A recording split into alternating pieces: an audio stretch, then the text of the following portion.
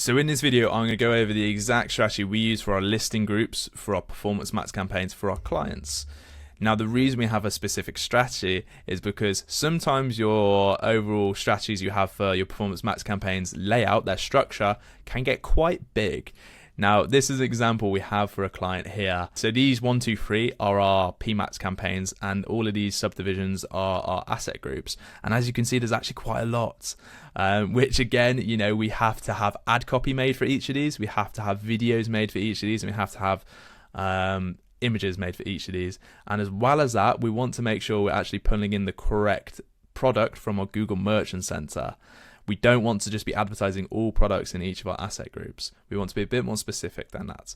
And this is the exact strategy we use. So we like to use a two-step approach, with the primary being the product type, which for definition, the product type is this one here. So our mattresses, headboards, and divan bed sets. And then looking onto our secondary subdivision, this is our size variant. So for a bit of backstory in terms of this strategy, what we noticed with this client is that the size of the mattresses, the size of the headboards, and the size of the beds was actually very important to the user search. We did a lot of keyword research and we identified that single mattresses, there's a huge amount of search volume there. So we wanted to match that within our asset groups. And for all the other size variants as well, we wanted to match it. So that's how we segmented it there. So we use a two-step approach, and the reason we do this, and the reason I really recommend you not to just select IDs, item IDs in your accounts, is because if you do it this way, so we have the primary one being the product type, which we set in Shopify, your client sets in Shopify, or you set in Shopify, and then our secondary being our size variant, which you can either set in your merchant center or your feed optimizer. So what we want to do with this is a custom label, which aren't as daunting as they sound once you get your head around them, trust me. But the reason we do this is because when we add in new products to their website, as long as they're categorized into the correct product type, which is very easy to do, I'm going to show you where to do it, they will automatically be attributed to the correct asset group with no intervention from our end. So the whole process is automated. It's automatically done, which is how we want to do things. We don't want to have to do it manually, because trust me, when you look in your listing groups and you select item IDs, when you could have a massive account of 10,000 SKUs, it gets messy. And that's where mistakes happen and overlaps happen. So we want to prevent that as much as possible. So just to reiterate, the primary listing group is our product type. We set that in Shopify. Our secondary is our size variant for this client anyway. It could be a color variant for another client. And we set this in our custom labeling merchant center. Okay, first of all, let's show you how we do it in Shopify. So this example we have in the Shopify of our client. On the right-hand side, when you select your product, you have product organization here. And this is really good because what you set here will be automatically pulled to your Google Merchant Center and automatically pulled to your Google Ads account. So we can always ask our client to put in the correct product type here for the organization. It doesn't affect anything shown on our website. It's purely for organization as it shows here. Okay, so that's step one. Very easy. Now, step two is actually a custom label. And this is a little bit more tricky, but still not actually too bad.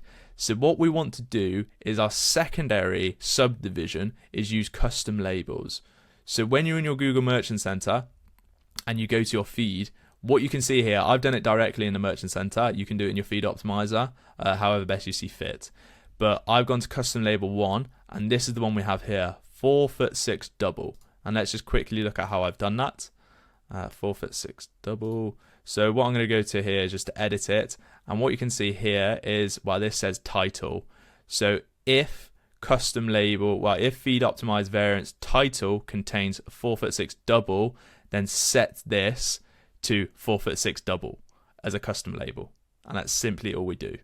Now, having done that, that will be pulled to the Google Merchant Center. And then we can set this in our Google Ads. And I'm going to show you how to do that now.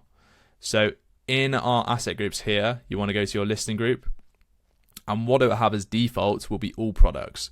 Now, I'm not going to redo this because I don't want to mess up the learnings of this, but I'm going to show you how I do it. So when we see all products, we want to go to edit subdivision here. And going back to our strategy, our primary one to do is our product type. So we want to go to the product type first, and then we want to go to the custom label second. So when we're in product types or when we're in subdivision, you have all these lists here. I always recommend going to product type. And then what we're going to set is either of our product types here. For this example, it's mattresses. And for this example, we want to have a 4'6" double mattress. So first of all, let's save mattresses, which we put down to here. But we don't want to advertise all mattresses because as you saw here, we have 708 mattresses. And we also have size variants to think about. So this is when we get to our secondary subdivision, which if we go to this one here, I already have it set here, by the way. But this is how you do it. You want to go to your pencil again and edit your subdivision for your mattresses. And from here, what I go down to is custom labels. And I had this one set in custom label 1.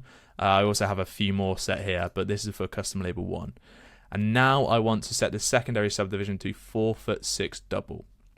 And as you can see, there's only 89 products here rather than 708. So we really divided down the products we're actually going to be advertising in this asset group just by doing this two-step approach. And then I go save. And there you go. What you want to make sure to do is to click this one to be excluded because we don't want to advertise everything else in mattresses because we'd be advertising 708 in total and 619 more than we actually want to. So that's the reason we have this subdivision here. But yeah, let's reiterate why we actually do this.